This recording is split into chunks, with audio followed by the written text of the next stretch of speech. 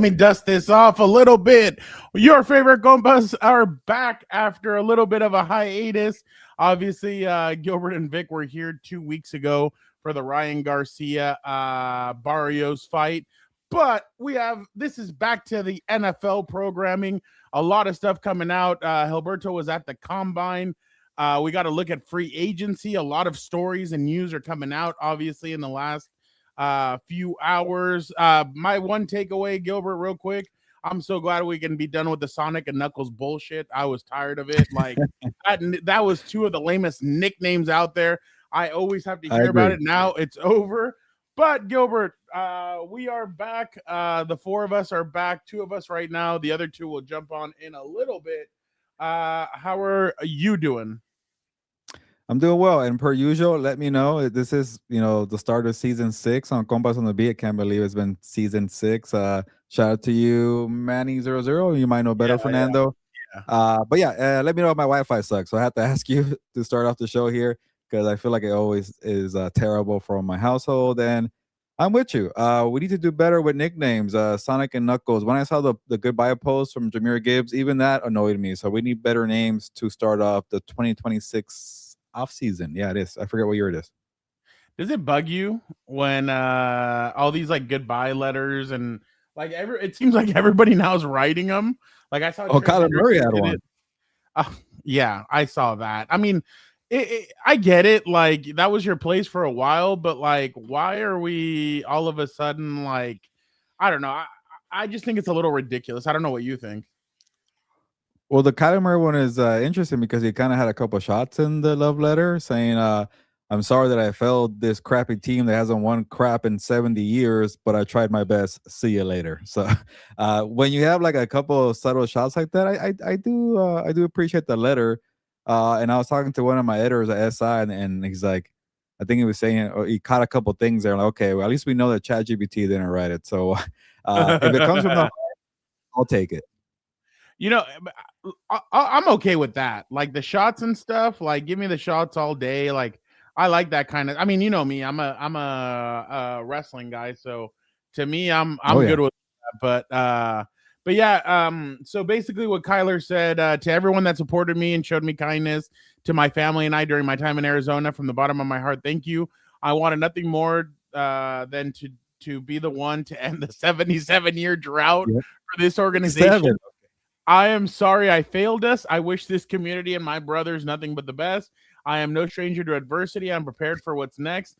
I trust in God and my work ethic. I truly believe my best ball's in front of me, and I look forward to providing it. Godspeed, and can't wait for Call of Duty.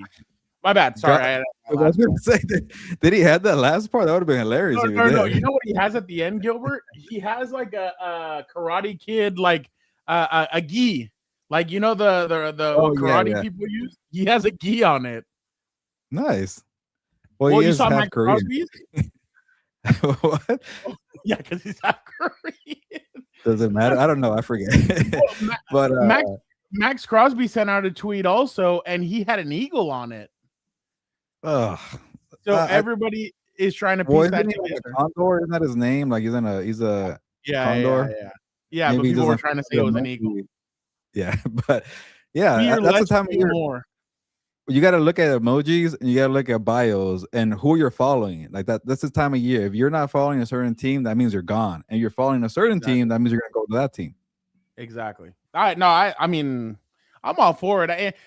Especially because we're in weird times. Because I mean, players obviously know that they can do a lot with one push of a button. Like everybody's going to go crazy. I mean, I remember when I first started noticing this, when LeBron used to do his 0 dark 30 crap, where in the playoffs he would like get off of social media. Everybody would always be like, oh my God, like no social media. What's going on? This, that. And I mean, guys have always tweeted stuff. I don't know if you saw, somebody had tweeted out, David Montgomery wants out. He wants a new team. Then David tweets out, no, David did not say this. And the following day he gets traded. So I don't know.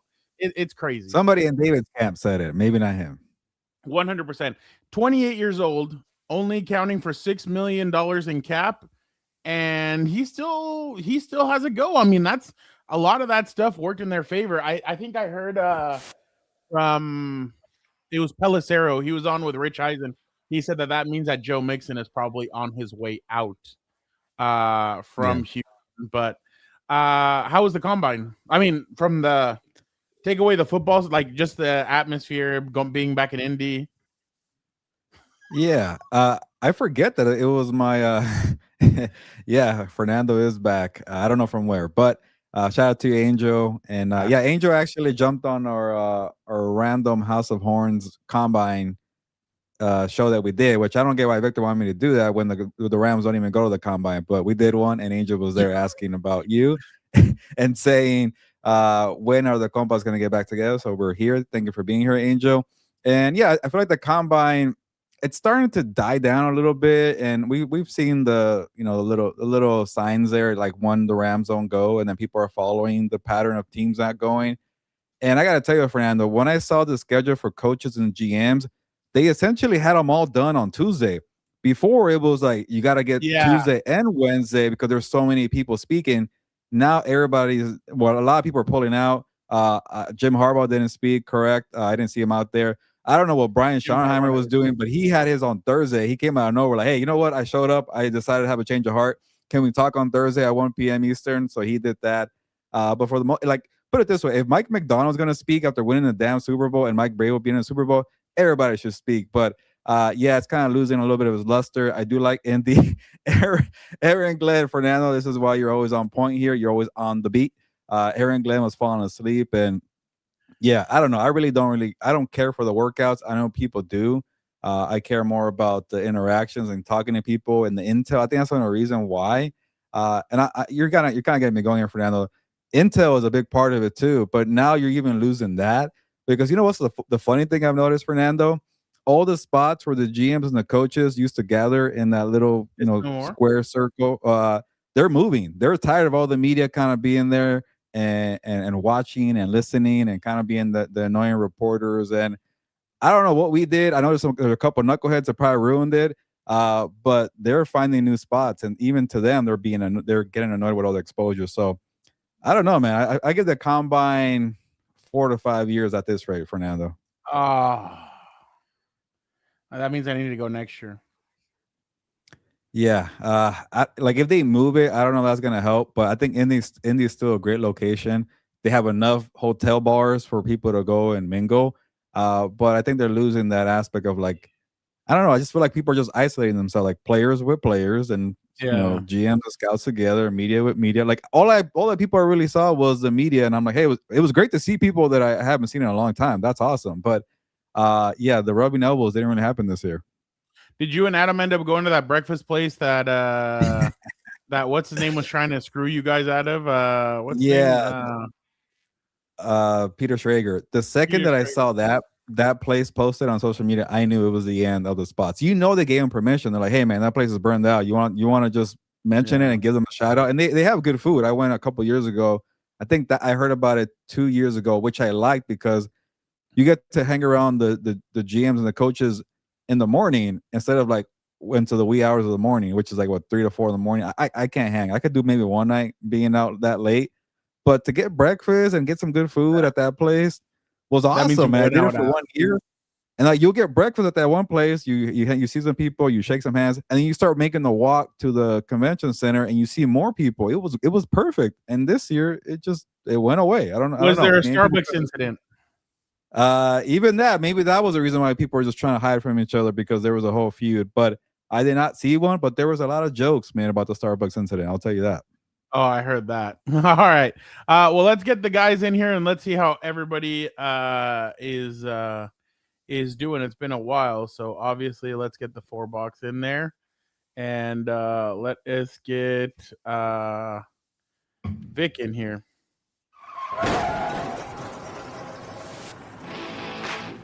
Vic, how are you doing?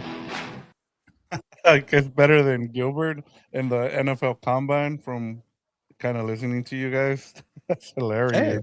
I had fun. If people don't want to talk, that's okay with me too. I'm the most isolated person in the world.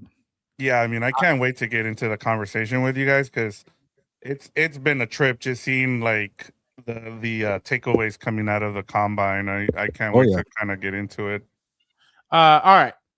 This next individual heard that Gilbert was next to his good friend. He was nervous for him. He said, "How is Eric doing? Eric has been on a month-long high. How is he doing? Yeah. Is he okay?" That individual actually texted me today. He said, "Hey, how you doing? Been a while. Let's get some pizza. I miss you and your brother. Let's get together." I said, Wow. "Eric, let's do it." So this individual is one of one. He's been waiting to come back here. He has been waiting to talk to Gilberto. He has been waiting to talk to Vic. He has waited to talk to everybody. That individual is Dan and Dago. How are we doing? How are we doing? Everybody hear me? Everything sounds good? Do you miss Eric? I do. I'm the Eric D. Williams insider. I always get the news to my ear of what's going on. Oh, more alcohol. Oh. He's excited. He's excited. Oh, okay. He's excited. He's partying.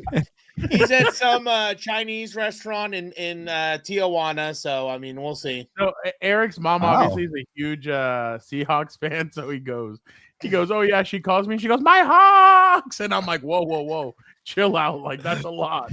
That's a lot of energy right there." So I just started laughing. I wonder what So- Mama Williams thought about that at one episode where he jumped on House of Horns and the comments were just flooded with people crapping on her son for being a Seahawks hater. He must have been so disappointed that day. I get disappointed in the same way whenever he talks about my team. So speaking, I need all the positive vibes. Speaking of those two teams, obviously the Rams. Well, I mean, I'm sure Gilbert didn't get anything out there, but Gilbert, did you go to Joe Ortiz's presser? I did actually. I think that was the first one of the day, 8 a.m. Tuesday.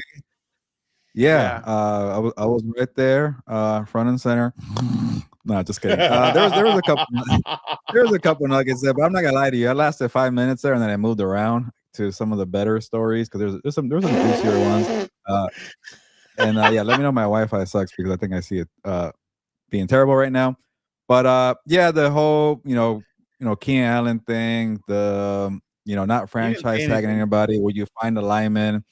And the funny part about some of these combine interviews, like you always get like the local media that talks to them after or before, and I'm like, you're essentially asking the same damn questions, and like, what are they gonna do differently here? How, like, I don't know. I just think it's like a whole a game here of making a GM talk, but they're not gonna say anything. I get it, more access, more opportunities, but it's just the same thing over and over again. So to me, some of these GM interviews were kind of a snoozer. Well, and the thing is too is that like I know Chris tried to get him to talk about Mekhi Becton, and he's like, Yeah. I'm not going to talk about that. But that's the only area where he did get a little annoyed, and I'm like, okay, that means Mekhi might be. By the way, He should Charger fans, I will. If Mekhi Becton is cut, I have a Mekhi Becton story for you guys. It'll fire you guys up. Only if he gets cut.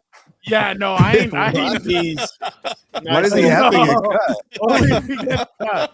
I don't need to risk. tease. I don't need. What if he's wet? No. Yeah, what if No, he you know what? comes back for a I cheaper deal? can almost guarantee that cut's happening. He's too big to play in McDaniel's system like at all. So, and he's too slow. So I don't see that happening. So I was going to tell you, by the way, you should watch. If you haven't seen Drive to Survive, you should see those press conferences.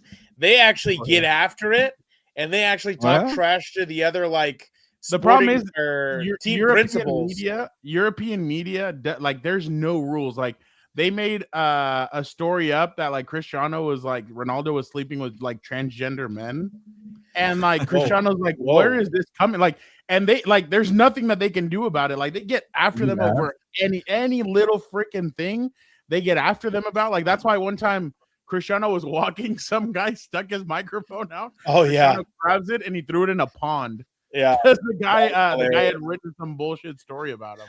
But the the funny part in the F1 ones though is like they'll lob grenades of like, hey, this other team principal said this about you. What are your thoughts? They're sitting right next to each other, so they'll start talking about the other person like they're not there. I'm like, could you imagine if like the NFL really wanted to boost ratings and all this other stuff? Like if they just turned press conferences into like promos, like.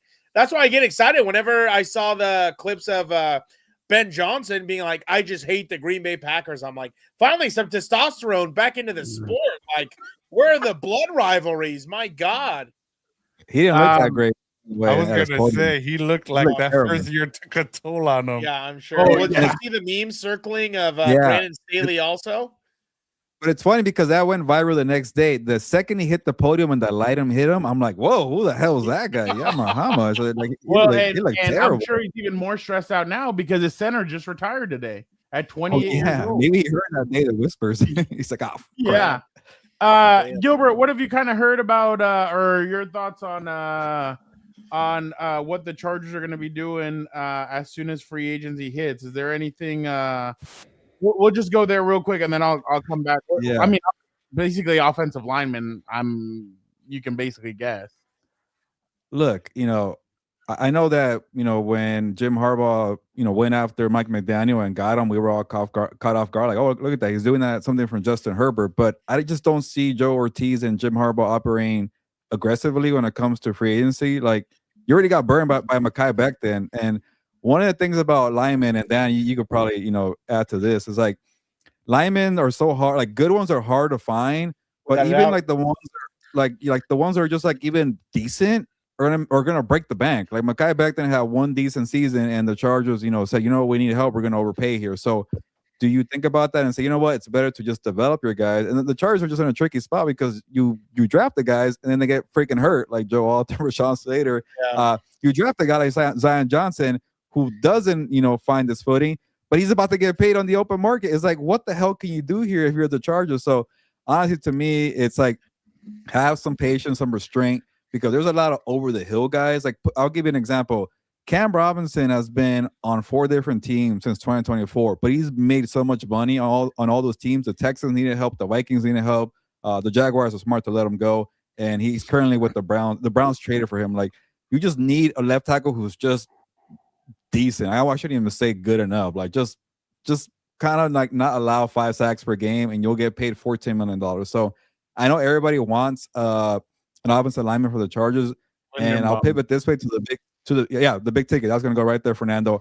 I don't think they should chase Tyler Linderbaum. It's going to be a freaking bidding war. Like, let the Raiders go pay for him because they do have the same amount of cap space, but they need him more. They have a young quarterback coming in, and Fernando Mendoza. Let's not beat around the bush and not say he's going to go there. He's going to go there.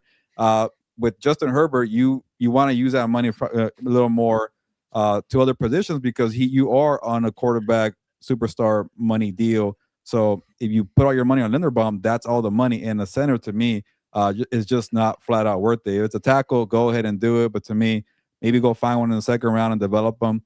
There's a guy with the Panthers, but I know the Chargers already did that with what's his name that retired? I forgot. Oh, Corey Bozeman. Yeah, he came from the Panthers too. But Katie Mays from the Panthers, another option there. I will rather go for the third tier who could have starting potential and then draft one to compete. But to me, it's a lot of buyer beware. I just did a story for SIS coming out tomorrow, listing all the free agency misses, and there's a whole lot of misses out there. Well, especially because everybody's gonna play offensive linemen, but there's a good second tier of of centers. Yeah. I also don't believe that they're gonna try and throw all that money at Linderbaum. I agree with you. I don't think they're gonna do that. Mike McDaniel, what he was good at and his scheme allows is if the guys are athletic and they can move, he can do a really good job with his offensive line. You already have the 2 tackles, so I think the 3 interior offensive linemen are going to be new. I also don't think they're going to get in a bidding war for Zion Johnson. I think if they're going to make a bidding war, it would be for Odafe Oweh, and I'm not even talking about that much. Like, I think their ceiling for him is about 20 a year, if not like right around that. And I think bringing back Khalil is where they want. But I personally agree with you. I think they're going to go spend in other places. I think they need help in the secondary. I think they need help at linebacker. I think there's other places where they're going to need help, especially with a young defensive coordinator coming in at 31 years old, and kind of needing to go that route. But I also agree with you. I don't think they're going to spend. I don't think they're going to spend all that money on that. I mean, they're going to spend money, but I think it's going to be in different ways. And I think there's going to be one knuckleball that they're going to throw out there that you're like, oh shit, I didn't even know that guy was on your radar. But other than that, I mean, I think they kind of know, hey, our style hasn't it's worked, but it hasn't worked. You know what I mean? The approach during free agency, the low risk, high reward. I get that, but now you kind of need to go for it because you have not won a playoff game. Jim Harbaugh got a C+ rating this year from the NFLPA. That must mean one of two things. Obviously, they didn't like Greg Roman. They thought, why the hell are you keeping Greg Roman on here? Because I think Greg got a D or D-, something like that on there. Yeah, he got a D- on there. So either it was that or why did we start training camp a week and a half to 2 weeks earlier and we didn't win shit? Like, you know what I mean? Like, players start getting tired of that. They're like, well, where are we going? Where is this headed? So I think with the Mike McDaniel scheme, I think with obviously keeping the Jesse Minter scheme with this young head coach or this young defensive coordinator. By the way, I do have a theory on where the NFL is headed pretty soon when it comes to that. But I definitely think that they're gonna do one move that we're gonna be like, oh shit, didn't see that coming. But other than that, I agree with you. I think they're gonna go after guys like McGovern, these other guys that aren't gonna be so expensive. And again, if they fit in Mike McDaniel's scheme, I think that's the route that they're gonna go. They're gonna go with that athletic offensive line. Yeah, I mean, it's going to be interesting because I'll tell you the flip side. I think personally, the center position is something you need to spend on. Like, I understand not getting into a bidding war, and who knows if Lindenbaum even fits. But, like, in my opinion, after the 2 years you've had of Bozeman, you really need to invest in this offensive line. Like, I don't even think Zion's worth the money. I wouldn't even pay him $10 million. I don't think he's that good. Can you tell us what his scheme is about? Whose? McDaniel's. Well, for the most part, it looks like he likes to get on the edge. Clearly, he loves using speed. He has Tyreek Hill, Waddle, some of those guys when they're available. My favorite part about him from the couple games I've seen over the years, I love how he puts his best players in different positions. That way, you always have to clock where he is. It's not the, monogamous. I think that's the right word. It's not like the methodical thing of, oh, they just always split out wide. Oh, they just always split out wide. So, they do a little bit of wide zone also to get on the edges. I also love the way he uses motions, pre-snap and stuff like that to create better blocking angles for the offensive linemen. So I think it's going to be interesting to see what he can do with these guys. And from what I remember in what I've seen from other clips, like he thinks outside the box. Like I remember, watching something of his when he was in wide receivers coach in Cleveland, and he was talking about how he would use clips from AI or Allen Iverson and other ball handlers like that on their release.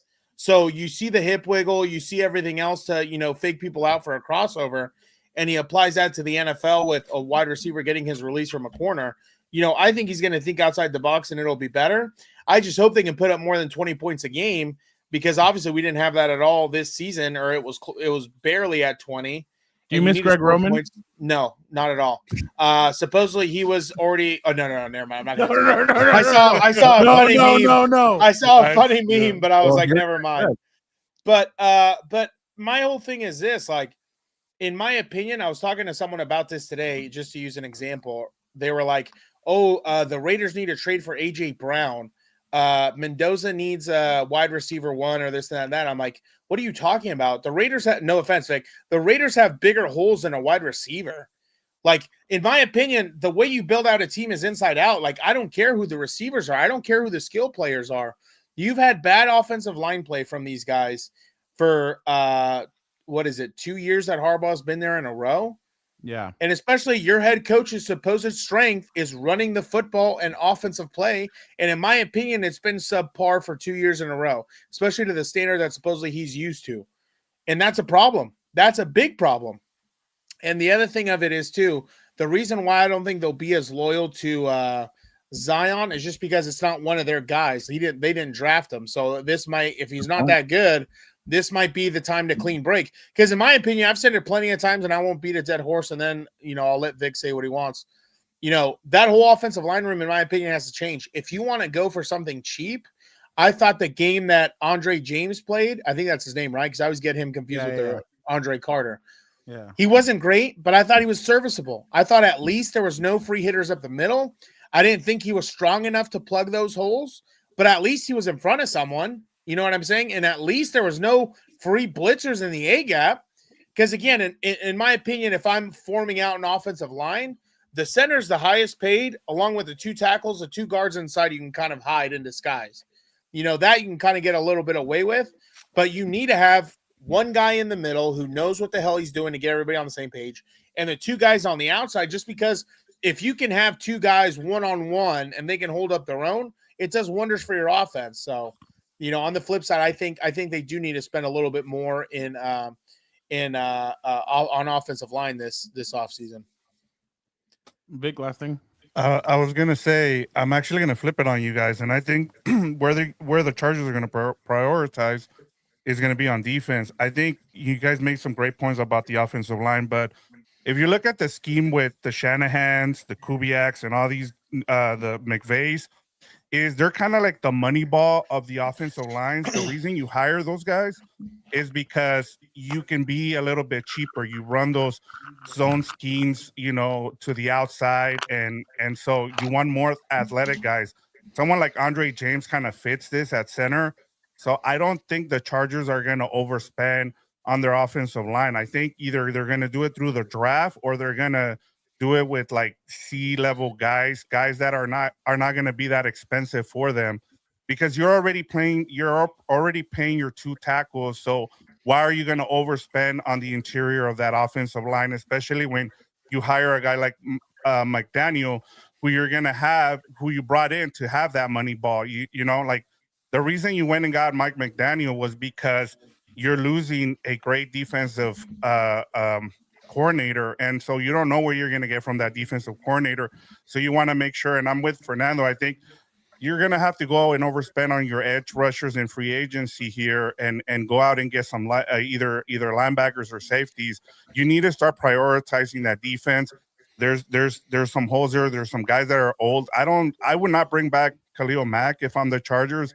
I would try to get younger here and then spend some of that capital from the draft on the offensive line and the defensive line, like Dan was saying. Like, my thing would be, you know, build your lines both on offense and defense through the draft, and then go and see if you can get some edge rushers and maybe a corner or safety to kind of help out on the defense in free agency.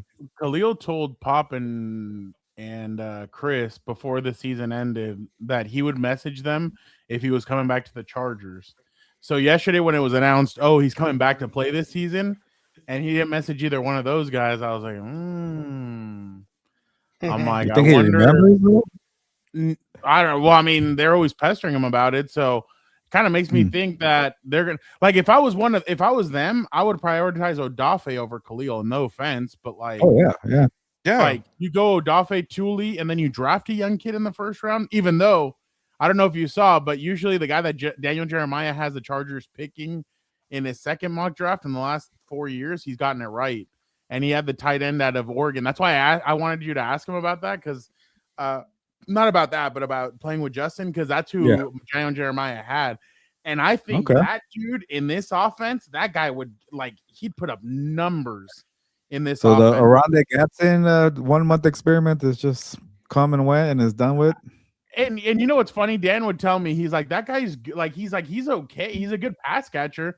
But Dan was right. He can't, like, the blocking was just really bad by him. And but don't worry.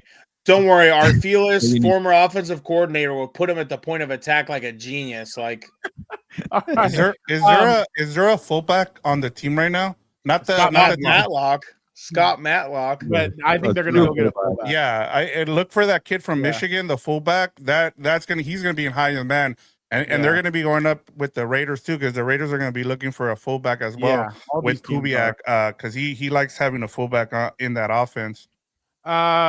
Anything on the Rams from your guys' point of view? I mean, I haven't really looked into the Rams all that much, but do you think? I mean, obviously, heavy spenders are going to have to spend on corners, and I think that's where they should throw all their money. I saw a crazy draft. Bill Barnwell said that he thought the one trade that they should make is for Trent McDuffie. Supposedly the Chiefs might do away with him, but I'm like, he's their best corner. Why would they get away from? But I think that'd be a great trade for the Rams. But Gilbert, anything on that Well, side? that's the one that well, not I know where it's coming from. Everybody keeps connecting Trent McDuffie to the Rams, but like I still don't see Lesney being that aggressive for a cornerback. Like honestly, like the one that you do it for is a prime Jalen Ramsey. Trent McDuffie is not a prime Jalen Ramsey. So and the Chiefs are shopping him because they have some salary cap problems. They can't pay everybody.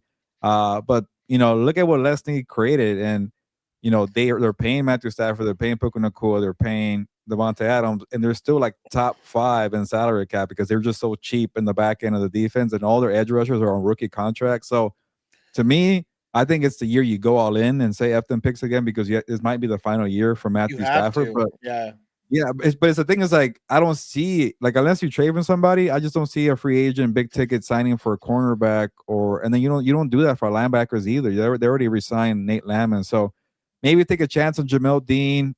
Rick Williams out there, but I think he's too erratic in coverage. He will probably get burned in this in this Ram secondary.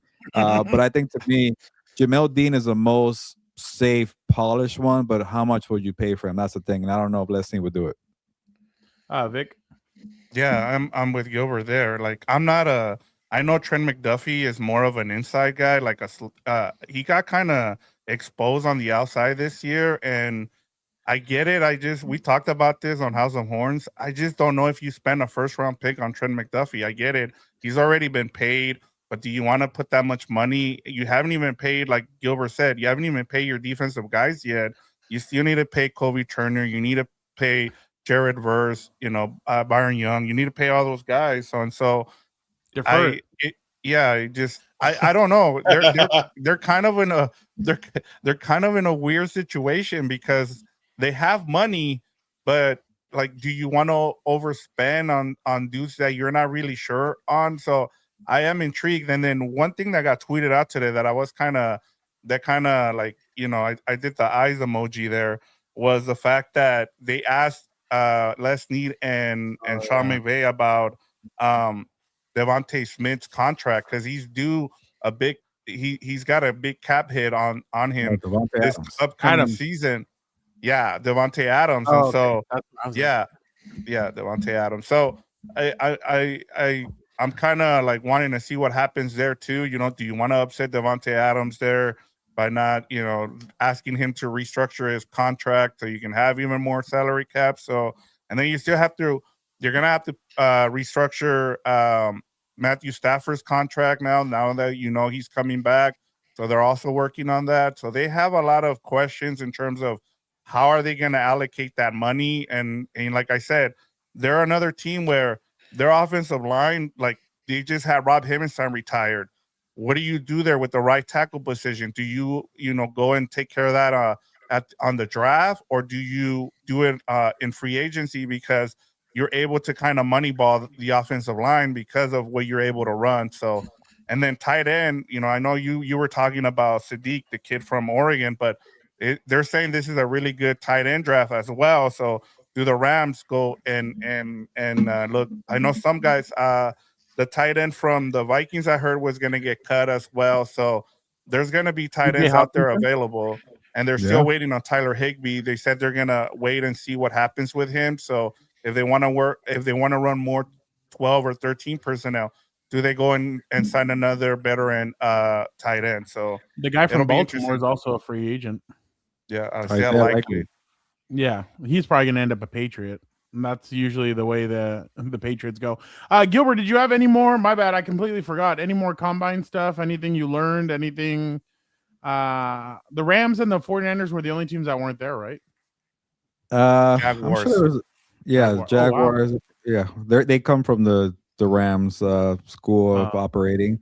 But I don't know. Like, honestly, I'll probably get to the quarterback stuff and my takeaways. But for the combine stuff, and I know it's too early for the draft, it is I guess it's a down season for the draft. But I hate when people say that because you never know who's going to be a star out of that class. But expect like a linebacker, a running back, and a safety to go somewhere in the top 12, and that's unheard of in this new modern football. But the last time I bashed the team for taking non-premium positions in the top 12, Jameer Gibbs and Jack Campbell, the Lions did pretty well, and then Dan always told me I was wrong. So expect kind of like a throwback 2023 for this draft. That's all the talk. It's like, hey, he's a linebacker, off-ball linebacker. F it, go get that guy. And I'm talking about Sonny Styles. It seemed like a month ago everybody was linking Jeremiah Love to the Kansas City Chiefs. Doesn't sound like he's going to make it to the Kansas City Chiefs. A lot of people are. I've seen some mock draft experts pin him to the Titans. I saw the Giants. I was like, wow, 1-2 with Scadaboo and him. That would be interesting. Gilbert, is that kind of what you heard? That it seems like he's going to be a top 8, top 9 pick? Yeah, Jeremiah Love, yes. But the thing about this is, like, this is my opinion, and I don't know if GMs would think about it this way. Like, you saw how much of a struggle it was for Ashton Jensen with the Raiders. We saw for how many years it was a struggle for Saquon Barkley. If you're not ready to, I guess, like, it's like, what is it? If you're not ready to, I don't know, why should I go with this? If you can't date a baddie and you're trying to take her to McDonald's, don't do it. Don't date a baddie. So don't bring in Saquon Barkley. Don't bring in Ashton Jensen if you can't maintain them. So to me, if you can't maintain Jeremiah Love, like, you say you're like the Chiefs and you want to trade up, go ahead and do it. You can maintain a baddie. But if you're the freaking, I don't know, the Giants or somebody crapping, you're going to take them in the top 5. Just don't do it. You're going to waste your time for 3 to 4 years. What about Kenyon Zadik from Oregon? Do you feel like he's the unicorn of the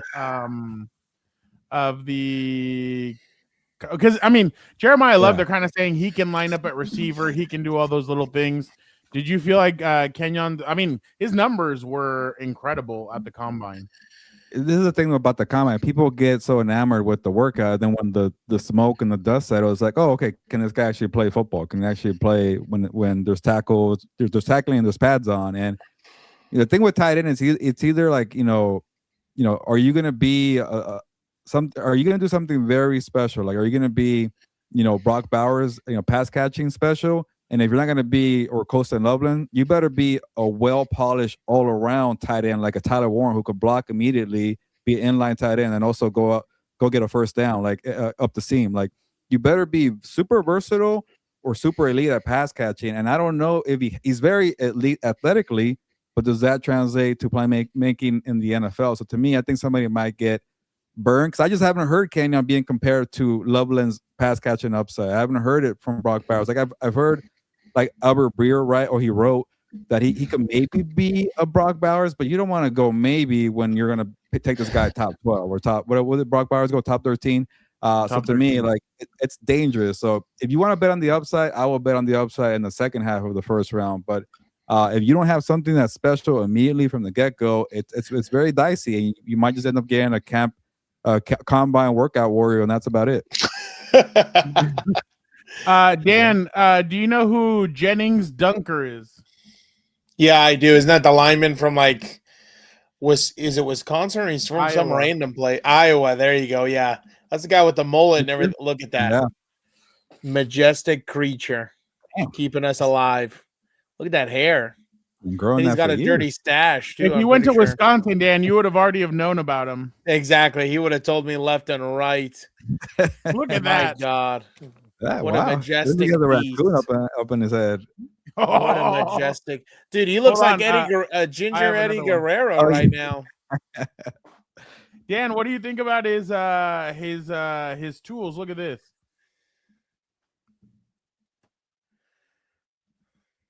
Get him going. Wow. Majestic beast. Look how he's just gliding. Look at that hair. Is he projected to go in the first? No, right? No. Oh, look who's working him out. Did you see that? No, who Was that? it? Jimbo? No. One of the Chargers. Is that Let's Kyler see. Murray in the back in the red? Oh my god. That's hilarious. He was already And then, looking for his next job. That's I think I had, hilarious. no, I did not have one more, but I thought that guy would be pretty interesting for you, Dan. Oh yeah, I love watching it. But to me again, I love that Hilberto's highlighting how useless the combine is. Like it's a joke. Like it's cool for the players, like they get all the gear and all this stuff. It's a great memory, but it doesn't mean anything football wise. Like, sure, it's great if you can run a 40. How do you beat the press? How do you, pass pro? How do you throw the football under pressure? Things like that. Like it doesn't test for it. Don't What get Did me you see started. this? I Yeah. hated this post. I cannot believe hate how everything. much less media there are assembling 15 minutes before the O-lineman media day compared to every other day. These guys are the lifeblood of the league. That's true. But again, that's like, I mean, no offense to any of it, but that just shows it's non-football guys. You know what I mean? Like again, when you think of a football team, okay, when you think of a football team, unfortunately, people think it's the quarterback. It's not. We've already talked about this. We've gone in circles about this. I've debated my good friend who's probably still drunk, Eric D. Williams, about this. He's still excited. He doesn't even know we're in March. He still thinks we're in February. But, after I saw what the 2015 Broncos did with Peyton Manning with no neck or arm, I would never pay a lot of money for skill players ever again. I wouldn't. I would rather take players who are smart, They had who know Emmanuel what they're Sanders. doing. Again, players who was he some guy who's going to go down the field and smoke people? No. Peyton couldn't even get him the ball. What happened was you had competent coaching, No Sean great Marino. offensive line play. And Von Miller. CJ Anderson was good. Again, And Cam Newton didn't defensive care. line. Well, that's the other part. Go I get get the so ball, tired. Cam. I Go get get the tired of ball. seeing that guy at Let the him Super borrow Bowl, a by the way. fucking pen, and he didn't even do Yeah, it. looks like a weirdo, but he's huge. That's one thing I'll give him. Damn, I didn't know he was that big. Well, let me defend That's now what our compatriots that we work with. Yes. That's on Saturday. That's like Gilbert was there since what, Monday, Gilbert? Tuesday?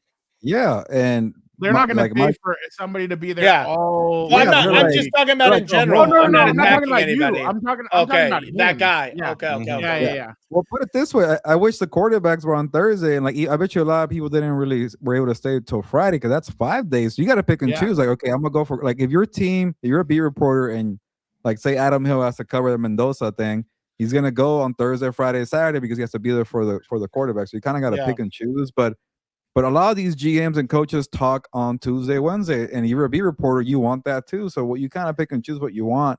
So it's difficult, and then also like after like the thing with the way these interviews are kind of set up, there's a session at 8, at 9, at 10.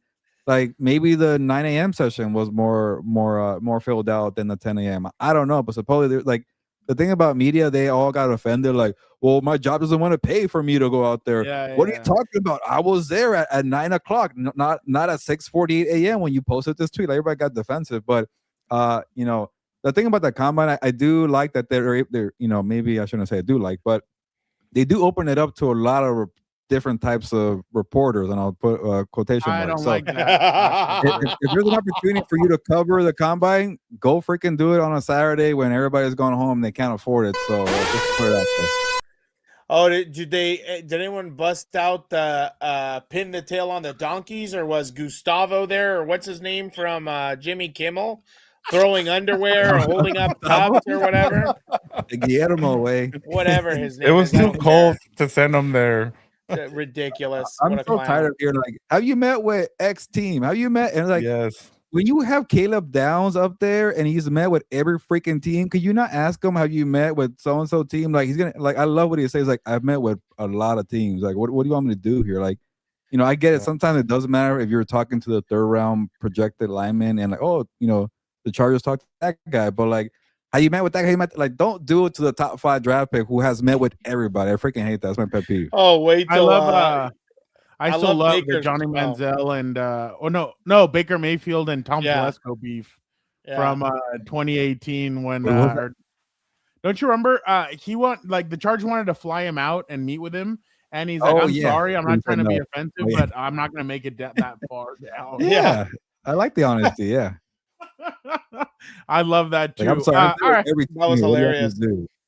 let's go with our takeaways. Gilbert, why don't you start us off? Because I'm interested to hear what you have to say about this one.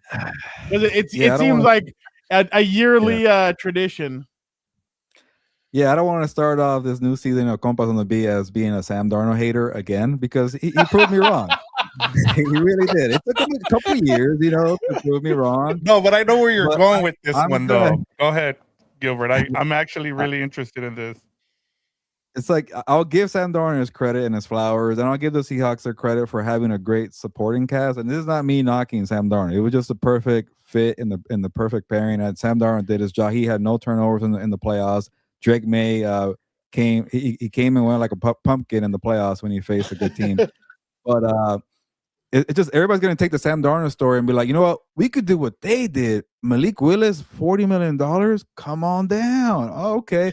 Kyler Murray. Oh, okay. Come on down. It's like for every like Sam Darnold, there's Justin Fields. Like it doesn't always work out. So to me, like it's kind of like what is my analogy for the running back. If you can't support a quarterback, don't go spend for a quarterback.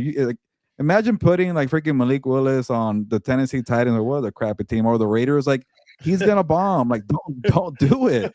So everybody's gonna be like, we did it with Sam Darnold. Sam Darnold, at least to his credit, when he got to the Vikings, he showed that he could play well with a good supporting cast. Malik Willis has somewhat done it for 2 games, but that's 2 freaking games. By the way, he got hurt in both games. I don't know. I wouldn't do it. So unless you're like maybe I don't know the Vikings who've shown they could develop one, they just don't know how to keep one a quarterback. But like it just kind of know who you are and look yourself in the mirror. And I don't want to hear everybody say, "Well, Sam Darnold did it." Well, yeah, look at Geno Smith too. Yeah, Geno Smith had one decent year in Seattle, and we thought he's gonna be this project that got saved. Like no, he went and had one. Your girl. Yeah, he had one wild card appearance. He got blown out by the 49ers. Then he goes to the Raiders, gets $75 million for nothing, and they got burned. So to me is don't fall for the trap. I know you need quarterbacks, they're needy, but it's always the draft for me to get a quarterback. Draft and develop. I know Kevin O'Connell can't do that with JJ McCarthy, but he knows how to do it with veterans. Unless you're like, I don't know, you just gotta look at Seattle. They had Jackson Smith and Jigba. They drafted a first round pick in Gray Zabel. They have an elite defense. So to me, just don't fall for the trap like the Jets did with Justin Fields, Dan and Diego's boy. But like, I mean, let's be honest though. Like, they told Sam Darnold, just don't F this up, and he almost did in that first quarter and a half. He kept on throwing balls that the Patriots were dropping. So yeah, some of those were really dangerous throws, and I feel like they told him, "Hey, you need to relax." So I mean, I get it. Like a lot of people are praising Sam Darnold. I'm kind of like, let's hold on a little bit. Like I think Minnesota put a lot of pressure on him last year, and that's why he played like shit. And this year, Seattle's like, hey, we have a great defense. We have a great running game. Just relax, make some plays, and let's get out of here and win this. So, but I completely agree because now it's Malik Willis, Tua Tagovailoa. Well, if it happens, Kyler Murray, Kirk Cousins, and Mac Jones. Better, but still Mac Jones is another one. Mac Jones would be serviceable, but I wouldn't pay a lot of money for Anthony him. Richardson, my guy. Anthony That's Richardson. your guy. Oh, Anthony Richardson. Come on, we can save Anthony Richardson. Future Ram. Oh, hold on. Jimmy G supposedly to the Cardinals. Yes. So there's a bunch of He's a thing still. I'm surprised you guys. Cardinals want him. I'm surprised you guys didn't mention the whole Daniel Jones saga continuing. Like, remember when the Giants chose him to franchise him instead of Saquon? The same thing's gonna happen with the Colts. They're gonna tag Daniel Jones, who's coming off a bad Achilles injury. Yeah, and they're gonna. I don't get it. I don't know why instead of they're tagging buy Alec into it. Pierce, like I make it make sense, Chris Ballard. Yeah, but I'm surprised. Don't worry. Julie Carly Ursay or whatever her name is in charge. She'll be fine. Like I want She'll him. figure it out. Tag. Exactly. She has. If he wasn't hurt with the Achilles, I would have been okay with it. But he got freaking hurt in December. He's not going to be ready anytime soon. What are we doing? I don't understand. I don't. The whole thing's fascinating to me because it's like you take over and like, and honestly, what has transpired in Indianapolis? I don't think he's even made the playoffs, has he? Maybe once. I don't think They Steichen did with has. Philip Oh, Rivers. Phillip Rivers. Steichen Yeah, the has Rivers Yeah. year, yeah. No, I don't think that Steichen was has Steichen not. though. That was Yeah, still Reich. Steichen I has think. it. Ballard has, yeah, Ballard has, but Steichen hasn't. But You're that's right. what I'm saying. Like, you have nothing really to show for it, and you kept the same regime. Like, how does that even make sense? Like, Yeah. you And I had was Jesse Minter out there. You had some other guys out there that maybe you could have taken a chance on to see what's up. But I mean, we'll see if it pans out. I was watching an interview today with McShay and Chris Ballard, and like you could tell McShay was trying to get around the question about, like trying to look for a quarterback and how bad Chris Ballard has been. He's like, you and me both. Like he knows he sucks at, eyeing quarterbacks, and I just wouldn't trust Chris Ballard, to pick out a quarterback. It's just that's why he's gonna play it safe and just re-sign Daniel Jones. And they said that they're gonna start the season with the rookie quarterback from last year. So I'm just like there. And I'm sure Steichen is gonna coach his ass off, and they'll probably be in the playoff mix again, and they'll be back the year after that. But it's just frustrating watching the way that whole team is being managed. Vic, you can go ahead with yours. Yeah, I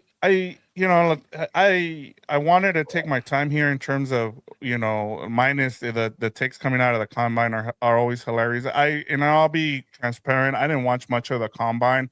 It was more kind of reacting to a lot of the news that was coming out of it, and to what Gilbert was saying too, like. He was saying like if you don't have the money to take out a baddie, like what are you doing? And like Sonny Styles like breaking out now, he's going to be a top 10 guy. And my thing has always been like if the tape is good, like whatever position you're going to choose, right? And the intangibles, you're just trying to see if the intangibles are there. Then you're just trying to confirm things you've already seen on tape instead of just saying, well, now Sonny Styles is going to be a top 5 guy.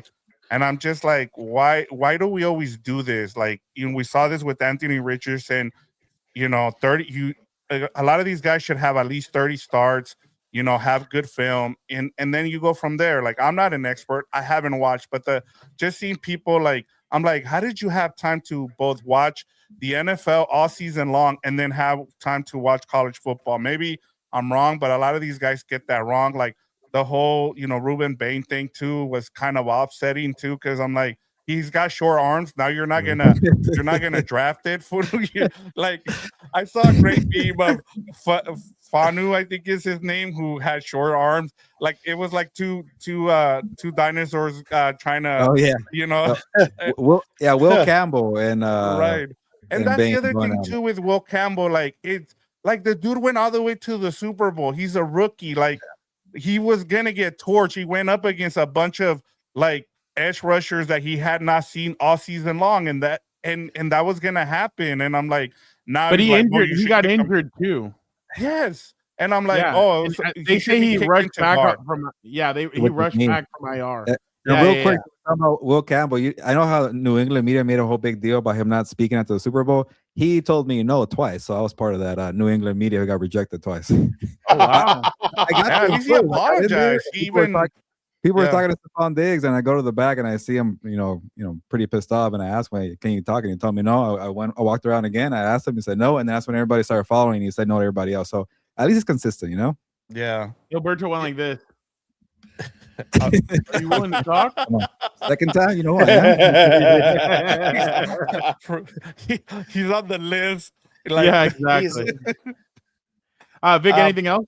Yeah, no, and the kid Casey Concepcion having a stutter problem, like, like and even Mekhi Lemon, like him not a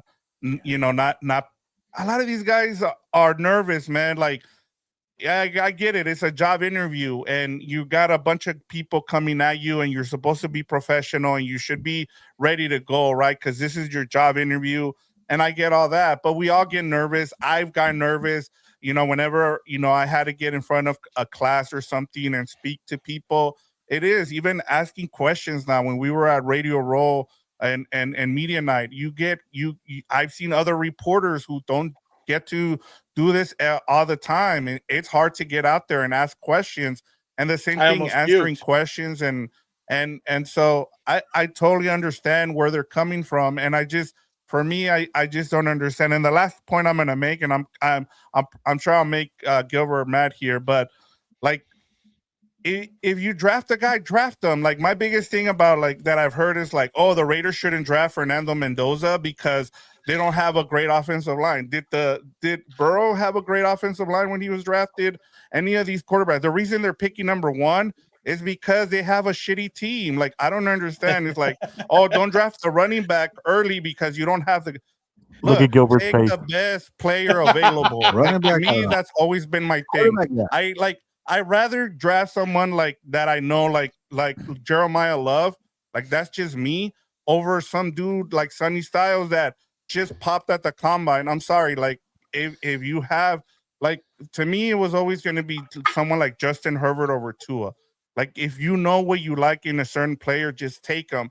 And this is the mistake that scare money don't make money. And I feel like a lot of teams get scared during the draft, and they're just like, I'm gonna just draft the guy that just is the safest here. But for me, it was always like, if the dude is really good, he's probably going to translate to the other to the and I get it. Like I get the running back argument. I just don't get the other. Like if I'm the Chiefs and Caleb Downs is there, take Caleb Downs. Like I get he has a little bit of an issue, but you take the best available player at your spot. Stop trying to go for need because you're always going to get burned. So that was my last thing. That's what makes me laugh about the whole thing. Like Travis Hunter last year, they played like shit. Travis Hunter goes down, and then the Jacksonville Jaguars all of a sudden go on a win streak, and now they're talking about how, hey, he's going to be on corner most of the time, and then he's going to do little things here and there at receiver, and you're like,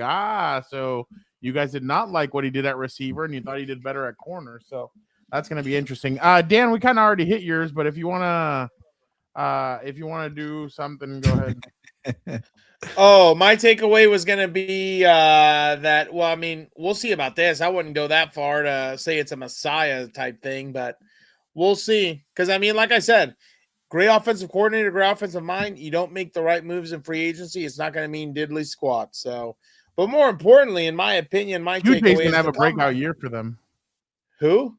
Quinn. Yeah, sure. Hold your breath. My biggest takeaway is always the same every year at this point in time. Like, who cares about the combine? It's overrated. It's idiotic. I don't care what guys can do in t-shirts. Just like I'll say as soon as the draft happens. Oh, when we went, that's the only reason I want to go back. I don't care about the combine. I like the tour. I like the tour given to us by our good friend over there. That's been the best year. I think that was the peak combine, and it started going. Dude, that was when Mike McDaniel walked over and he goes, "My compas!" Like getting all excited and shit. That was crazy. You gotta ask him about that one time. Well, you'll get a chance to. I don't know if he'll remember, but yeah, I just can't wait for football to come back. Like that's what I'm kind of waiting for. Like I said, I'm not a fan of all this stuff because it's just a song and pony show. It doesn't mean anything. So I'll go with mine quickly. I think free agency is going to be weird. I think we've just seen kind of some trades happen. Again, the freaking Sonic and Knuckles bull crap. It's finally over, so we don't have to put up with that crap anymore. Those kind of the Lions. Yeah, I thought that was so dumb. And then the announcer would say, "Oh, Sonic and Knuckle." I'm like, shut up. Like, so it's over. I actually like that trade for Houston. It's just they keep on trading offensive linemen away, and I'm like, so what are you gonna do? Like, you're just gonna like last year we all laughed at them when they got rid of Laramie Tunsil. Laramie Tunsil might not be the best left tackle, but he was a whole hell of a lot better than what he is now, or what they had left for him. And now the CJ Stroud thing about, hey, is he worth all that money? And now they're kind of thinking back. I'm so glad. The one thing I am in agreement with, or is what I've been thinking lately.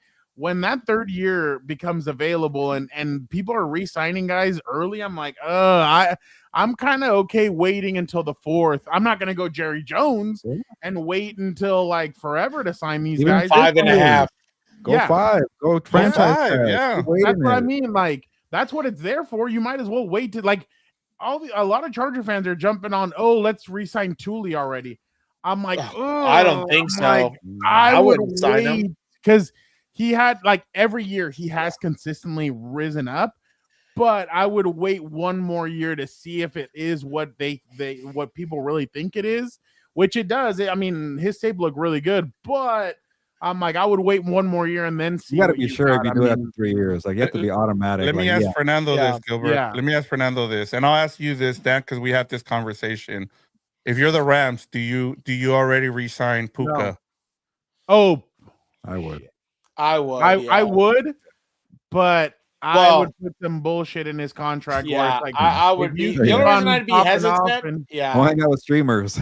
yeah, especially that little dipshit. Like, don't hang out with that guy. Like, that guy's a weirdo. Like, I'm telling you, I thought Nate Diaz's people were actually gonna beat his ass at that press conference, and when they did, I'm kind of like, Yeah. really? I was Like, hoping, yeah. yeah, I was like, I come was on, hoping. like, That's hilarious. I'm telling you, that dude looked directly at me, and I thought he was gonna be like, "You chubby fat fuck looking mother." Like, I was gonna be like, "No, hell no!" It was this guy, and the shit that he said to that dude was hilarious. So I was like, "Yeah, no, the not only me. thing That's that guy." The only thing that would make me hesitant, like if I was a GM, seriously, I would not really be interested in signing people who want to be celebrities. I want football players. And I think the only problem with him that would make me nervous, he's trying to be too much of a celebrity, and I don't really like that in football players personally, but call me old fashioned. But he did it after he became a star player, not as a 5th round rookie trying to prove himself. Yeah, no, I agree. Yeah, no, the talent's there without a doubt. It's just, are you going to put up with it? Yeah. Well, how far are you willing to go? Like, that's just my whole thing. To your point, Dan, he did it too early. Do that stuff after the contract. He hasn't gotten paid yet. Exactly. Because in my opinion, like, again, I'm sure. I mean, again, I don't know how it works, but I'm sure every time he's in the news in a negative way, like, it's a pain in the ass for the Rams to deal with. He's been Like, dating luckily, player and other people apparently. Like, luckily, at least it hasn't been anything like legal, so it's not like a big deal. But just the negative press is always a pain in the ass because that's the last thing you need is distractions and circuses. Like, what was the thing that McVay lost his shit over for 3 minutes in a press conference after a game? Was it like he tweeted this team's ass and they lost to him or something like that? Like, he's like, no, you went on a stream. Yeah, but I like how McVay was like, "Who gives a crap? That guy balled out today." Like pretty much. I know. Like, oh, he had 220 yards against the Seahawks. And if we remember, like, all the Super Bowl winning teams have exactly what the Rams have on their offense.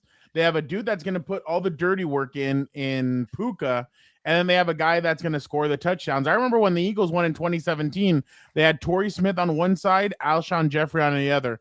When the Baltimore Ravens won a couple years ago, they had Anquan Bolden as the dirty work guy, and they had Torrey Smith on there. So, like, you know what I mean? Like, you always have two receivers that do different things, and the Rams definitely have it with these two guys. So I understand because Puka blocks. Puka blocks for real, like a dog. Yeah. So, like I said, I respect his game. I just am not a fan of all the off the field stuff, which again, it's not a super headache. It's not like he's getting hauled into court like some of these other guys are arrested, but it's just an annoyance nonetheless. But all right. James Pierce Jr. By the way, what a win for the Falcons. Jesus, that's one of those guys. Is he cooked? I think so. Yeah. But you saw why he dropped because he's a dumbass. We put it that way. Dude, he's a dumbass. He had 12 and a half What sacks happened? this year, something like that. He had like 10 and a half sacks, but I think he's a college. No, he got drafted by the Falcons last year in the first round. He's the one that the Rams traded up for. The Rams gave up a first round pick to say, "You want that guy? Go ahead. We did our homework. The guy's an idiot. Go take him. He's really good." And then I thought Raheem Morris well, the funny thing, Raheem Morris said, "You know what? I'm gonna go to his house. I'm gonna visit him. I'm gonna look at you in the eye. Are you gonna be cool? Are you gonna be good?" And he said, "Yeah."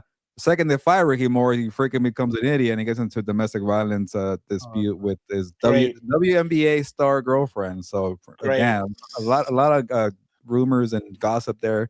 So he's gonna probably get cut. Oh, really? But don't worry. The crap that he did, if he's convicted, or he might even go to prison. To be honest, I don't know.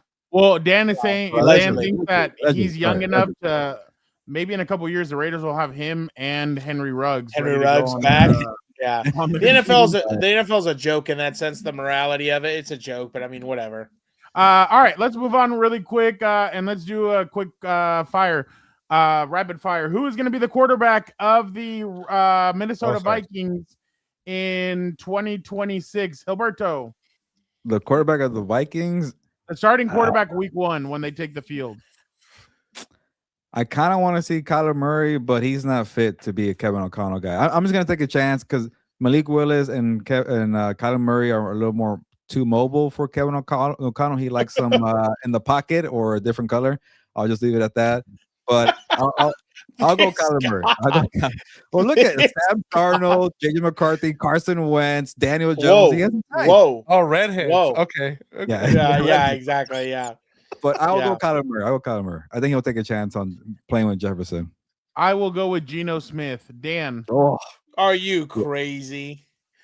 I'm gonna throw a curveball at you. If they cut Kirk Cousins and he's cheap, I wouldn't doubt that he takes him. All these quarterbacks now are going to be cheap. They're all going to be signed at league minimum. Already has familiarity and everything else with the system. I doubt if Kyler Murray doesn't watch film, I doubt he wants to teach him a new system. So, Vic, are you going to be the one that honors the Michigan national championship? I do think it's going to be JJ McCarthy. They just want to bring in a veteran guy to give him competition. And also, like, this is what you were getting in JJ McCarthy. The dude was 20 when he was drafted. You need to develop him. So I still think he's going to be the starting quarterback week 1. Will it be throughout the season? Probably not. But if you're asking me week 1, yes, I'm going to say JJ McCarthy. You got to compete, though. Make him earn it this time. Yep. You have to. All right, Gilbert. Where does Kirk Cousins end up playing? Well, now Dan has me thinking Vikings. That's actually a good connection there. You're welcome. I have my shirt. I'll go put it on. Journalism. Okay, yeah. You know what? I wanted to see this last year, so I'm gonna just say it again because they don't have a quarterback still. I don't care. Shadur Sanders, Deshaun Watson, Dylan Gabriel, go to Cleveland. I want to see that.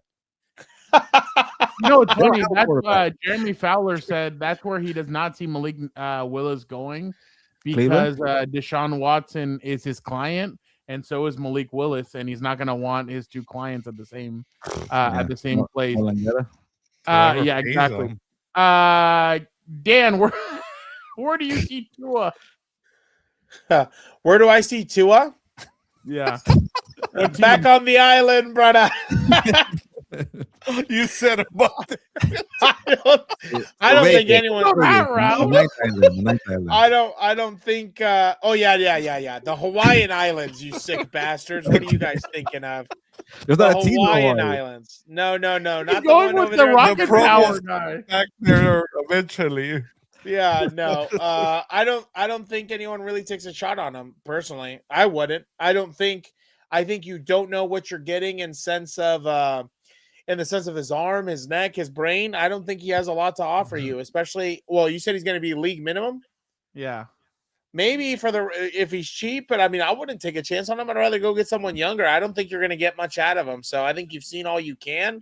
And the Dolphins were stupid enough to pay him. And again, some people laughed at me when I said they shouldn't pay him, but I don't hear them laughing now. So, Vic, who's laughing at you? I don't know. Who's talking about you? Oh yeah. That was glorious. That was a great interview.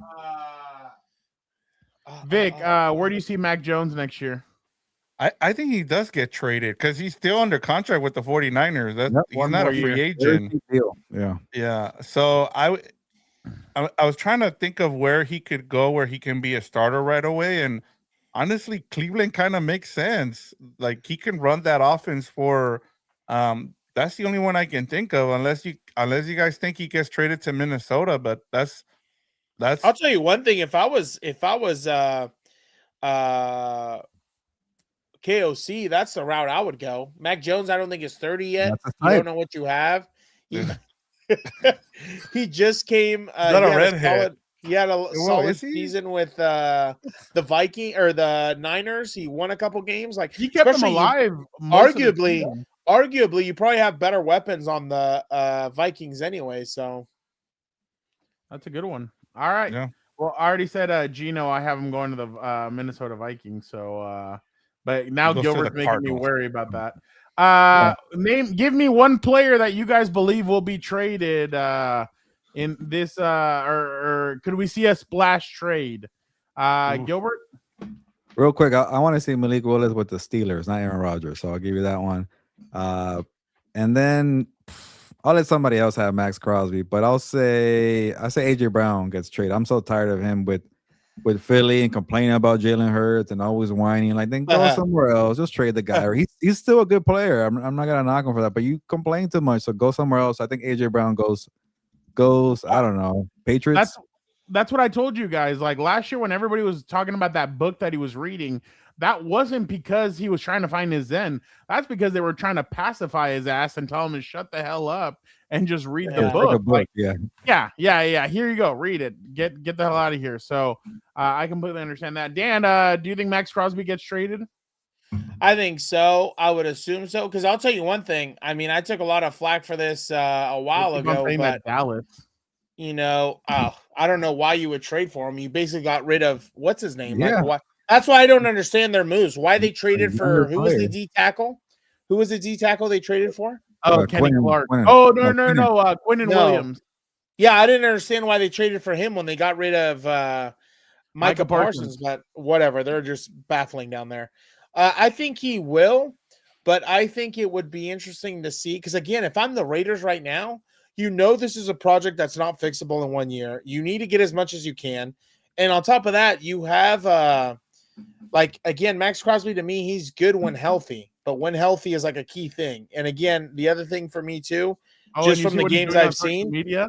No. Playing basketball, doing all he's trying to forgot about that. Healthy. Yeah, I forgot about all that. Yeah. And that's the other thing. Like, if the guy's not bought in because this is going to be his third head coach, it might be time for him to move on and try and get as much as you can. Especially if it frees up salary cap and everything else. Where he'd go to, I mean, I wouldn't doubt the Rams maybe would want him, get a little more. Like, if they're going all in, get extra pass rush help. Who are their edge rushers? Just Jared Verse, and I think Byron Young. They got, but they do need another guy. Oh, okay. Yeah, overrated. If not, maybe who else? Who else is kind of on the brink that would need it? Maybe Can I give Seattle. you a trade proposal? Yeah. Maybe Seattle. The one I've been hearing that I kind of like for the Raiders is the Bears, and you get DJ Moore. You get a first this year's first and a third. I think that would make it. But I don't know if that's a lot to ask for. And if I'm the Raiders, I kind of want him out already. Like my biggest thing with Max right now is the fact that he thinks he's like Michael Jordan and Kobe Bryant. Yeah. Like, bro, you're not that. Like, I'm sorry, you're not that good. Like, if you were that good, you would have been able to pull this team together. You haven't. Like, you're just yeah. Are you a good edge rusher? Yes, you're good against the run, but you're not a great pass rusher. Like, you're not someone that gets a bunch of sacks. Like, you get a bunch of pressures, but that's the thing. So if I'm the Raiders, like, especially with what you've been able to see, like a lot of the good teams are either really good on offense and they built through the draft on defense. So try to get as much as you can if you're the Raiders. And Gilbert's been saying it for like, what is it, 2 years now that they should trade Max. So this is your opportunity right now. Take a hike. Vic, real quick, any big trade that you see not involving AJ or the other one? What's the name? Max. Is that for Vic? me? Yeah. Yeah, for me? yeah. Oh, I was trying to think of like, I think DJ Moore's getting traded. I've been kind of saying that for a while. I think he's someone to kind of keep an eye on. I'm wondering too, and I don't know what you guys think. Especially being so close with the Chargers, who gets moved from those receivers now? Like just because do they fit? Who do they go after? Like would they go and wait for like a Tyreek if you're the Chargers? I'm intrigued as to what the Chargers might do with their receivers because they don't seem to all fit together with it this seems offense. like I'd be surprised if Keenan comes back. Yes. They're way too positive about it, and that makes me think that they're not going to bring him back. I think Quentin could be traded. I just don't think he fits what they want to do. Yeah, that's what I was thinking. So I could definitely see them going. I think Trey Harris fits. I think Trey Harris is like a younger Keenan Allen. So I think they're gonna like him. I think they like Ladd. I think everybody else is kind of like, well, let's see what. Oh, well, Keandre Lambert Smith had a really good catch in Kansas City last year before he got obliterated. But I think they're gonna. Well, he did. He got hurt, got placed on IR, and that was it. So he caught that one pass. But I think they're gonna see what they have in him. But I don't think Darius Davis comes back. I think they're gonna try and look for another returner because I don't think they were happy about that. So yeah, they could be in the market for 3 to 4 new receivers. With Ladd and Trey Harris being, I'll even throw KLS in there, and them kind of looking elsewhere for other guys because they're gonna want whatever fits him. So. But I could definitely see them being in the running trade back market. too. Yeah, no, that one back. for sure. That one for sure. I just wonder what route they're gonna go when it comes to that, because I know Najee's agent just showed a video of him. Maybe they re-sign him, but not to be the number 2. Maybe to come in later on. But they do need another guy behind Omari, and I know everybody likes Amani Vidal, but yeah. Like I don't think they're going to trade for Achin because I don't think that's what McDaniel should have done before he left. Hey, we want to release you. Get out of here. And gone and signed him after. But all right, let's move over real quick for the last few minutes and talk about the incredible world of boxing. You both were on site for the Ryan Garcia versus Mario Barrios. So obviously, Gilbert, what did you think about that fight? I wasn't able to watch it because of certain things, bullshit. But what did you think about the? What did you think about the fight? I mean, it seemed like he dominated most of that fight. It kind of seemed like the Devin Haney fight.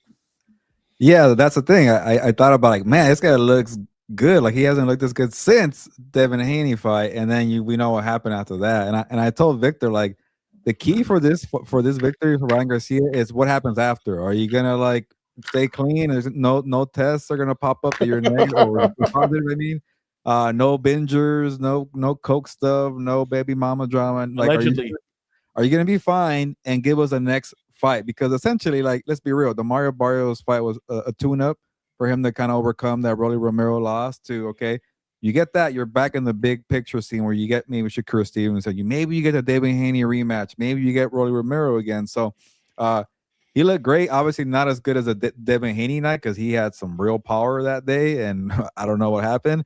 But and Shakur Stevenson also said, like, he looks like he's back on the roids. Devin Haney said he's back in the juice. Like, unfortunately, that's going to follow his reputation. But if you keep coming up clean and all this VADA testing and you keep looking that great, people are going to forget. You know, it kind of happened with Canelo Alvarez with the tainted meat, and he beat Triple G the second time around. He was clean the whole time. So again, you never know what really happens with these testing, but he's going to need one more special performance. But it was great. And in terms of boxing terms, Fernando, he showed he's more than a one-trick pony. We all talk about the deadly left hook. You made fun of him, had fun with his left hook when he came on the show, saying if he goes to TSA, it's a weapon, the left hand. But that straight right hand came in. Like, he had a nice jab too. I like the pressure. He didn't seem too gassed, so that tells me the conditioning was great. He didn't have the same power, but again, he was at 147 at 140. So the power won't be as, I guess, devastating as it is at a lower weight class. But to be that relentless and have that much pressure for all 12 rounds, to me, showed that he has good conditioning. He got some good feedback from his dad. His dad was a trainer, Henry Garcia, who's been on the show, by the way. Shout out to Henry. It looked great. So to me, I just want to see what happens the next, 30 to 60 days. Will he sign up for a big fight where everything be okay? If everything's clean and everything's good, then yeah, what an A+ performance. Obviously, you would love a knockout, but to me, to show that he has a right hand and he has conditioning goes a long way. He keeps on putting this poster up on social media, and even Devin retweeted it. So it seems like they both kind of want to move forward with Garcia Haney too. By the way, remember we were able to get Devin Haney's dad walking out of he's like, I'll give you a minute and a half. That whole thing was hilarious. Your daddy's a pimp and he's pimping you. I thought that was hilarious. The other thing was too, Ryan, speaking of what Gilbert was talking about on Sunday, what was the first Sunday? Ryan was out golfing and he went on live and listen to what he said. Next in line, if we could figure it out. He got to know you're just not that guy right now. I don't even want to call you B side. You might be Z side. Shut the fuck up. You want that run back? You could get it. He's just correct. not. He's the A side. Nah, don't I've say that. declared war onto you. Wow. My first declaration of that war was yesterday. I've declared it. It's time. If you That's want mine? that work, you will get it. No. I will beat you worse this time, and you will feel something you've never felt before. You will never box again, ever in your life. I promise No, you wait, that. pa. Dang. You're interrupting my fucking speech, bro. All right, whatever. Cut that. Don't clip that one. Clip this one. Devin Haney, suck a dick. I did not know he said that. Friend of the show. Yeah, Two times. Two times. Two times. One time they got him out of bed and he jumped on with us, and the other one was Radio Row. I forgot about that. He's keeping it real. He has the A side. He has the belt. He has the star power, and he also, I don't care what the record really says, he beat Devin Haney that night. So he has he beat his ass. Yeah, no, that was he's the A side. Yeah, that was pretty bad. Anything interesting from either one of you guys? The Radio Row stuff. Who you guys got? Can I just? Can I? I did not know that there was boxing in Alabama. Oh yeah. Oh yeah. No, and I just want to say about the Ryan Garcia and I kind of was continuing with what Gilbert was saying in terms of Ryan Garcia. My thing would be, if I'm Ryan, like he just mentioned in that video, like take your time. Like all these dudes are kind of boring, like Devin Haney and like Shakur finally beat somebody. He's a boring fighter. Like me personally, as a boxing fan, I would not want to see the Shakur Stevenson, Ryan Garcia or Devin Haney. Like Ryan Garcia is the one selling these fights. If I'm him, I'd wait for the right fight. You just won the title. Why are you gonna go waste your time with the, what if you get beat in this and then you lose all your leverage again? If I'm him, I take my time. Like I was telling Gilbert, if I'm him, I try to get a fight for Mexican Independence Day, because that's the next thing you want to kind of do. It's too late to do the Cinco de Mayo right now. And so I would kind of want to see Ryan Garcia be able to just, get another opponent like a Mario Barrios to kind of continue to build your career here and continue to build the fact that you won a title and then go from there. And so I was going to ask Gilbert about that, because I'm like, why do you want to rush into another fight with these guys where you're the one bringing in the money? Like you don't outside of the money, you're not going to get much out of it, where they're going to get the money because you're the one bringing in the people. Because he's feeling good about himself. Yeah, and honestly, like if you are in shape and everything, you're in a good path this year compared to 2024, where he was just super reckless. But it's funny, the whole time in the lead up to the fight, people were saying, we want to see the reckless Ryan Garcia where he just destroyed Devin Haney. Yeah, if he has to drink to be that powerful, then go ahead and do it. I'm like, whoa, slow down. Like, the guy could train and still be that powerful. But if he is, on a good path, why not stay active? So to me, I want to see him, especially because boxing does lack star power. I want to see him fight 2 to 3 times, a year. And, maybe if you want to wait for a big fight, maybe it is like a Conor Ben who, went up to middleweight. He lost once, and then he had the rematch with Eubank and he won. But he's more of a 147. So you can make that fight with Ryan Garcia. And Conor Ben is starting to make a name for himself in the U.S. because he's now with Sufa Boxing and Dana White. He was more of a UK fighter. But when that news dropped, we were there at Radio Row. That was huge. Like it was huge. I'm like, I thought Conor Ben was a good star, but I didn't know he was Tyson Fury level in the UK. And apparently, we talked to Ade from The Zone, who, like, the way he reacted was like, yeah, this is massive news. I'm like, oh crap, like, yeah, he is a big star in boxing. So obviously we get stuck here with the Americans and the Mexicans, and we forget about the UK. But Conor Ben's up there with Anthony Joshua and Tyson Fury. So maybe you marinate that fight. But to me, and I think Fernando agrees, I do want to see the rematch with Devin Haney, because there are just so many storylines, and one for Ryan Garcia to close the chapter. Like I think Canelo needed needed that victory over Triple G. I get that maybe he didn't win that second time, but it was a clean fight after the whole tainted meat where if Triple G won the fight or Canelo won the fight, I didn't care. It was a great rematch and it closed the chapter for him. So to me, if you beat Ryan Garcia beats Devin Haney one more time and everything's clean, we move on from that. You don't hear the jokes. You don't hear people questioning you after every dominant victory. So and there's just so many storylines like, Devin Haney, suing Ryan Garcia after that. Devin Haney talking all this crap, him and his dad. You mean saying Bill Haney? Yeah, Bill Haney saying that he was on roids and he didn't win. So they're talking. I get it. You don't want to hear people talk and take away your victory, but it is technically taken. So the bad blood is good. And the one thing I love about boxing, when you have a real rivalry that could lead to a trilogy, it goes a long way in your legacy, regardless if you lose, if you lose two of them or you lose one. Look at Marquez and Pacquiao, they went at it 4 times. And so to me, I think you need that rivalry. So I would like to see Devin Haney. The one that I don't want to see is Shakur Stevenson because he's smaller and he does command maybe more of the A side talk there. So you're going to go to all his stipulations and say, you know what, let me drop that on weight. Let me give you everything that you want. And we saw that already. Ryan Garcia gave everything to Tank Davis, and he was terrible that night. You don't want to get drained and fight Shakur Stevenson. Shakur is not going to go up to 147 anytime soon. So to me, why do that when you have Devin Haney at 147? You're both champions. You have the storylines. You have a rivalry. To me, it's just easy money.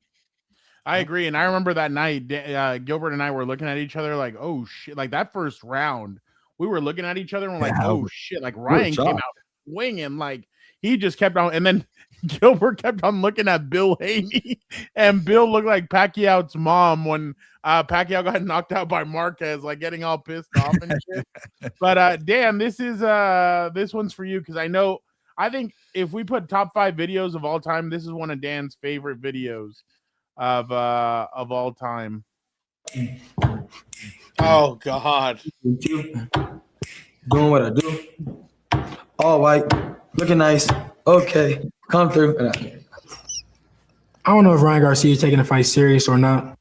Who would believe those guys are boxers, dude?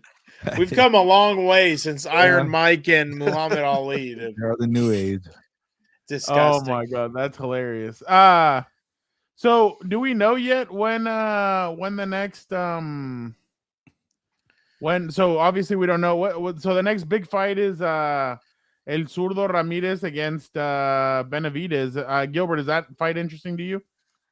It is, but because Dave Benavidez is in that fight, he's an entertaining slugger, and it's kind of one of these, different type of styles matchup. But I hate to say this because he's my tocayo, but Gilberto Zurdo Ramirez is a boring fighter. Like he is more of a technician.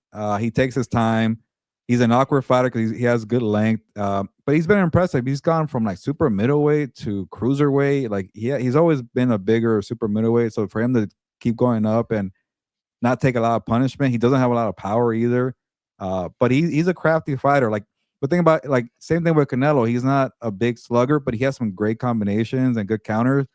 Soto does not really have that. So it's just like I don't know. Like, but I do want to like, but he's very poised, patient. He never gets rattled. He's very confident. So when you have a guy like Benavidez who just smothers you and with a bunch of pressure, it's not even like pretty style or good combinations. He's just throwing haymakers. Like, would he get flustered? This guy is super composed. So that's a credit to him being a Gilberto. This guy, he's a steady guy. So, so to me, I do want to see it in terms of styles because they're totally different. But if Zurdo has a great day, then expect a snooze fest. But if he has trouble with Benavidez, it could be a fight of the year. If you take the Ramirez into deep waters to a place he's never been, who knows what comes out? He's Mexican after all.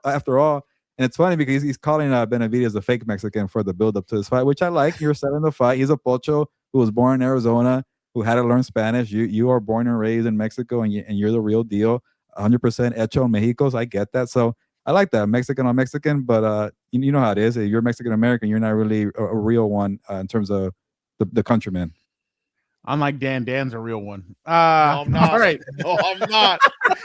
I am 100% red, white, and blue, baby. None of that other stuff. No thanks. All right. No offense. Thank you guys. So, well, hopefully we'll be there for that one. But Yeah, the Ramirez Benavidez should be, because I know what Benavidez is going to do after the fight. He's going to call out Canelo again. So, and I bet you Canelo will be there. I think so. Canelo's gonna be missed for these Cinco de Mayo and Independence Day. We'll see if Canelo, like, I feel like he's gonna be missed for the Cinco de Mayo because he's been able to carry us out. Who was more missed, the Kansas City Chiefs in these last playoffs or Canelo? I haven't missed either of them. I have no problem with either of them not being there anymore. I can't even remember when was the last time I saw a Canelo fight and thought, wow, that was really good. So probably the rematch. Yeah, maybe. Even then, he was too old for him. Dude, I'm telling you guys, when I was there for that Crawford fight, I'm like, what in the hell am I like? He bad. Just didn't. There was nothing special about him that night, and then he got mad at me at the end. I'm like, why'd you say that? He looks like Floyd. Oh, by the way, hold on real quick, Gilbert. What's his name? Logan Paul says that Floyd Mayweather still owes him $1.5 million for the fight that they had during COVID in 2020.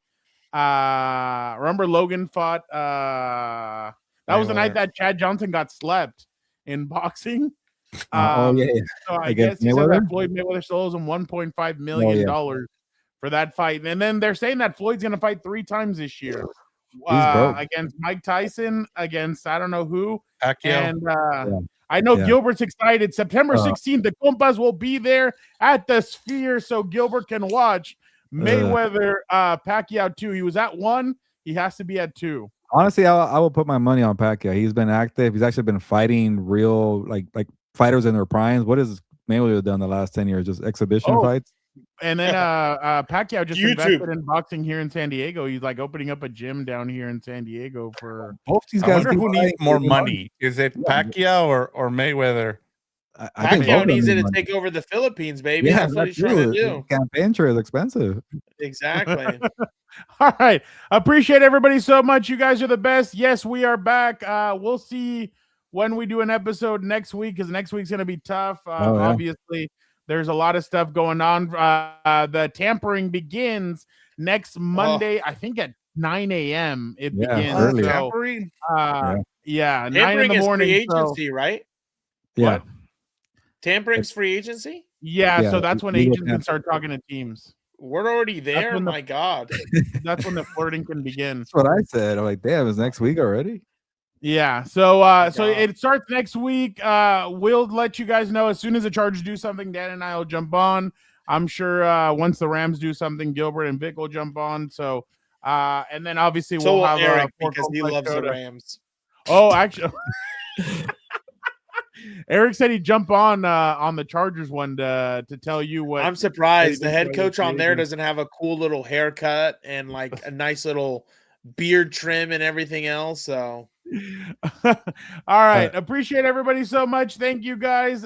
We will do ESG. They made a trade, but it doesn't go down until the day of the new league year that starts. So. Right now, it's a handshake deal, and it doesn't go through until the new league year starts next week. So exactly, Angel. Angel, by the way, I saw your comment earlier. That sucks. Coaching football is a blast, dude. All right, your job doesn't let you do it. All right, appreciate everybody so much. You guys are the best. Gilbert, why don't you get us out of here? Yeah, let's get out of here. It's going to be a big 2026 year here on Compas on the Beat. Thank you for rocking with us and sticking around here for the last 5 years. Time is flying, Fernando. So on the 2026, I'm here too. Free agency, new year. Dan and Victor are also here. Well, Dan, you were there from the start, but like halfway through the season. So that's why Fernando. Okay. That's okay. You guys are day ones, obviously. Fernando and Victor. I was day 1.5, apparently. Yeah. You're day 2. Victor was day 3. Yeah, exactly. The rest of y'all can't get in here. I was a compensatory pick. There you go. I'm trying to write like a nice love letter outro. I'm like Kyler Murray. I'm taking a shot, apparently. It's 77 years since the Cardinals have won anything, apparently. So it's time to get going. Ya nos vamos, pues. Vámonos.